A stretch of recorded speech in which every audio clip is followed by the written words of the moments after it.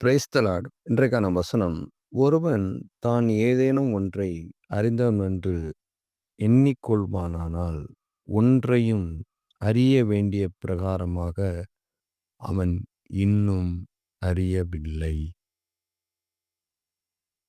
நாம் ஏதாவது தெரிஞ்சு வச்சிருக்கோம், புரிஞ்சு வச்சிருக்கோம் அப்படின்னு நினைச்சா, இன்னும் ஒண்ணுமே தெரிஞ்சுக்கல அப்படின்னு வசனம் சொல்லுது.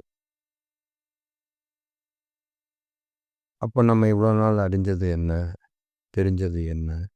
அப்படின்னு நீங்க கேட்கலாம். இது எத சொல்ல வருது அப்படின்னா, அந்த மேட்டிமைய சொல்லுது. எனக்கு தெரியும். எனக்கு தெரியாதது ஒண்ணும் இல்ல. அந்த மாதிரி. ஆனாலுமே, நம்முடைய மனதுல நாம் நினைக்க வேண்டியது என்ன அப்படின்னா, நான் கற்றுக்கொண்டிருக்கிறேன் அப்படிங்கிற அந்த எண்ணத்தோட நாம இருக்கணும். ஏசப்பாவே அதிகாலையில இருட்டோட எழுந்து, நான் போய் கற்றுக்கொண்டிருக்கிறேன் அப்படின்னு தான் ஏசப்பாவே சொல்றார். அப்போ நாம எப்படி சொல்லணும்? நான் நீதிமான் ஆயிட்டேன் அப்படின்னு சொல்லணுமா? நீதிமான் ஆகிக்கொண்டே இருக்கிறேன். நான் பரிசுத்தவான் ஆயிட்டேன் அப்படின்னு சொல்லணுமா?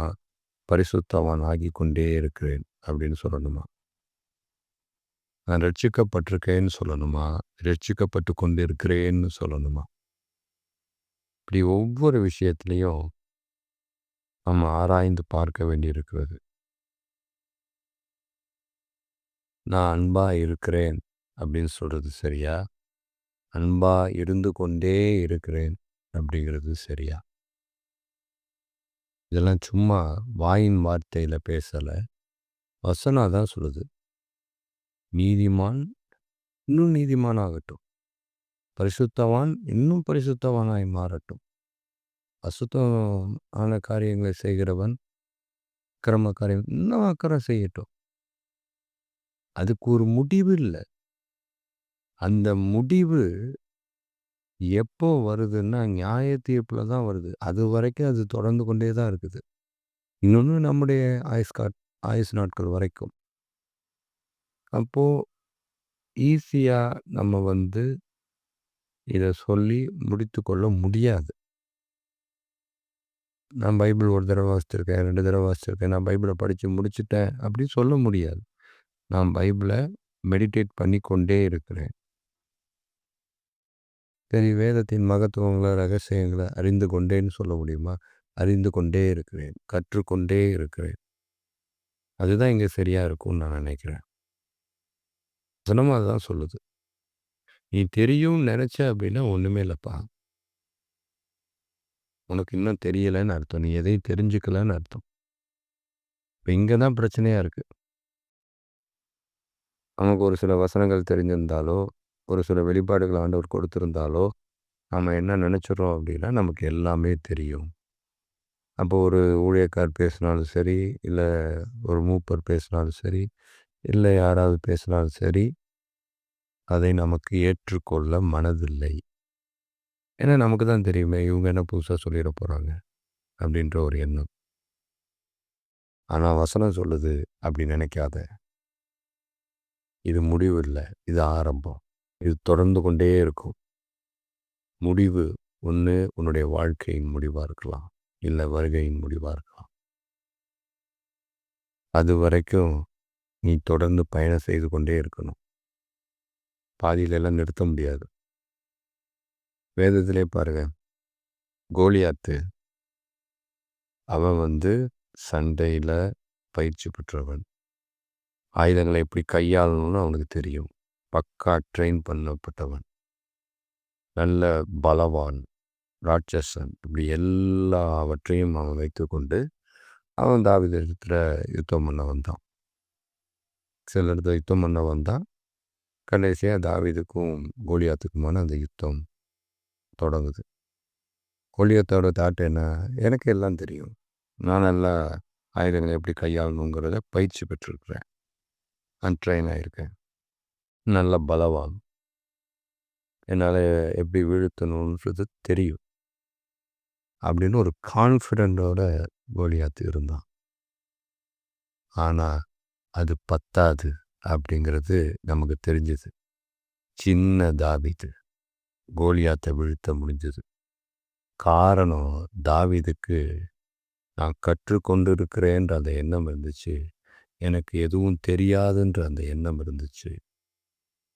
இன்னும் அறியணும் அப்படிங்கிற அந்த எண்ணம் இருந்துச்சு.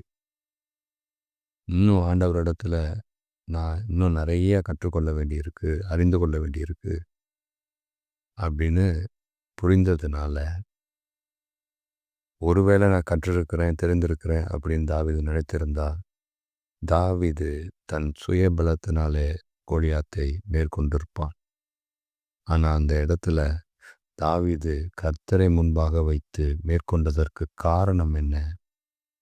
தாவீது கற்றுக்கொண்டிருக்கிறேன் என்ற அந்த மனநிலையில் இருந்ததுனால. ஆனால் அதே இடத்துல சவுலை பாருங்க.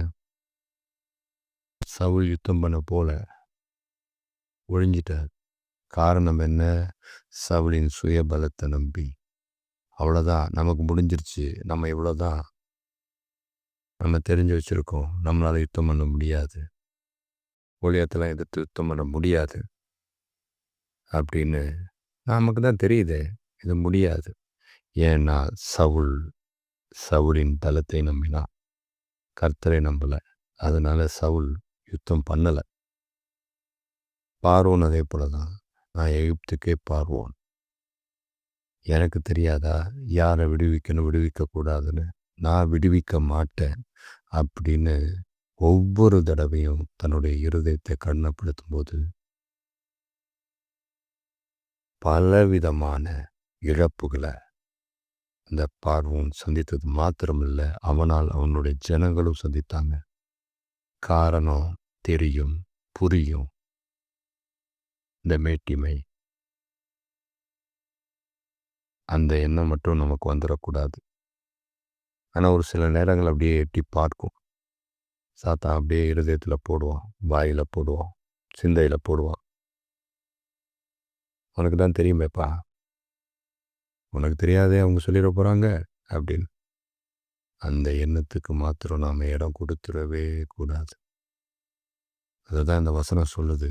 நீ தெரியும்னு நினச்சிட்ட அப்படின்னா அங்கே உனக்கு ஒன்றும் தெரியலைன்றது அர்த்தம். இல்லை, நான் கற்றுக்கொண்டு இருக்கிறேன், இன்னும் மேலும் மேலும் கற்றுக்கொண்டே இருப்பேன், முடிவு பரியந்தம் கற்றுக்கொண்டே இருப்பேன் அப்படின்னு நீ நினச்சின்னா அங்கே உனக்கு வளர்ச்சி இருக்குன்னு அர்த்தம். இன்னும் அதிகமாக தேவனிடத்தில் நெருங்குவேங்கிறதுக்கான அர்த்தம் அப்படிங்கிறத இந்த வசனம் சொல்லுது. நாம் இதன்படி நம்முடைய வாழ்க்கையில் வாழ்ந்து கொண்டிருக்கிறோமா ஆராய்ந்து பார்ப்போம். காதுள்ளவர்கள் கேட்க கடவர்கள். ஆமேன்.